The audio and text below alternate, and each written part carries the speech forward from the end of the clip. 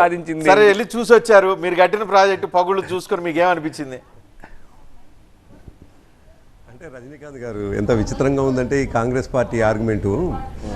ఒక పెద్ద ఆయన ఇంతకుముందు మేము కాళేశ్వరంకి వస్తే ఒక మాట చెప్తున్నాడు. ఇక్కడికి మేము మేడిగడ్డ దగ్గరికి వచ్చినప్పుడు పోతున్నటువంటి దారిలో ఆ మిరపతోట దగ్గర ఒక పెద్ద ఆయనతో మాట్లాడుతుంటే ఆయన అన్నటువంటి మాట, సార్ దారిలో నడుచుకుంటూ పోతుంటే తట్టు తగులుతుంది, తట్టు తగులితే కాలికి గాయమవుతుంది, గాయమైతే కాలుకు గుడ్డ చుట్టాలు కానీ మనిషిని చంపేస్తుంటే ఎట్లా సార్ అని చెప్పేసి ఒక పెద్ద ఆయన చెప్తుండే నాకు మిరపతోటలో.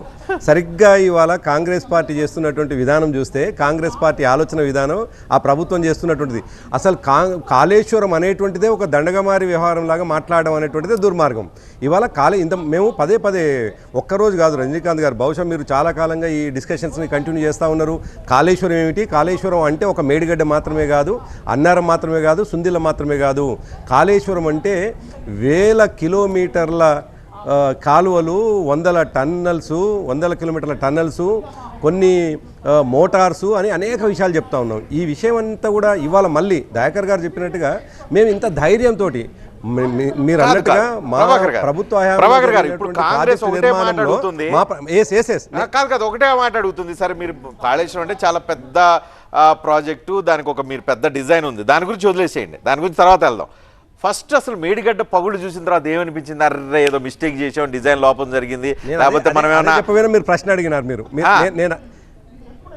నేను అదే చెప్పబోయినా మీరు ప్రశ్న అడిగినారు.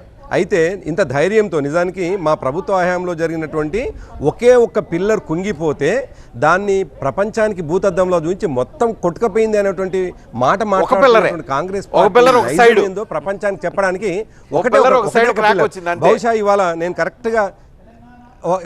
కరెక్ట్గా ఇవాళ నేను ఆ డ్యామ్ మీద నిలబడ్డప్పుడు మీ సీనియర్ జర్నలిస్టే, మీ పార్టీ మీ ఛానల్ సంబంధించిన ఒక సీనియర్ జర్నలిస్ట్ కూడా నాకు అక్కడ కలిసి ఆయన చెప్తున్నటువంటి మాట, ఒకే ఒక పిల్లర్ కుంగిందన్న, ఇంకా మీరు డీటెయిల్గా పోయినట్లయితే దీని సంగతి అంతా మీరు కరెక్ట్గా చెప్పగలుగుతారు, మీరు కరెక్ట్గా కింది దిగి చూడండి. అసలు ఉన్నటువంటిది నిజానికి రజనీకాంత్ గారు ఇంత పెద్ద ప్రాజెక్టు నిర్మాణం జరిగినప్పుడు, ఇంత పెద్ద బరాజ్ నిర్మాణం జరిగినప్పుడు ఒక పగుళ్ళు వస్తే దాన్ని సరి చేసుకునేటువంటి అవకాశం ఉండగా మొత్తమే ప్రాజెక్టుని అంటే మేడిగడ్డ మొత్తాన్ని కొట్టుకుపోవాలని చెప్పేసి అన్నారంలో ఒక బుంగ పడితే, అన్నారంలో బుంగబడ్డ ద్వారా నీళ్ళు వస్తే నిజానికి ఎవరైనా ఏం చేస్తారు? రజనీకాంత్ గారు మీరు ఒకసారి చెప్పండి. నిన్న ఉత్తమ్ కుమార్ రెడ్డి గారు, ఆయన నీటిపారుదల శాఖ మంత్రి, ఆయన అంటున్నటువంటి మాట, సెన్స్ ఉందా ఏమన్నా కేటీఆర్ గారికి అని ఒక మాట అన్నారు ఆయన.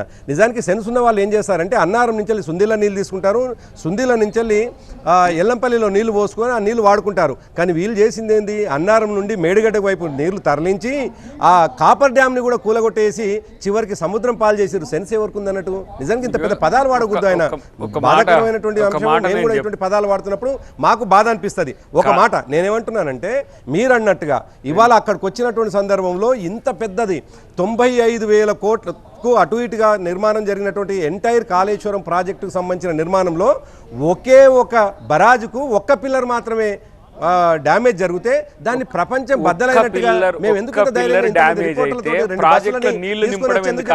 రజనీకాంత్ గారు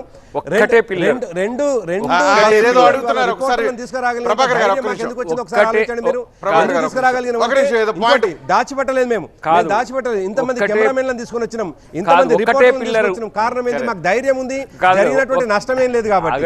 నష్టమేం లేదు అనేటువంటి ప్రపంచం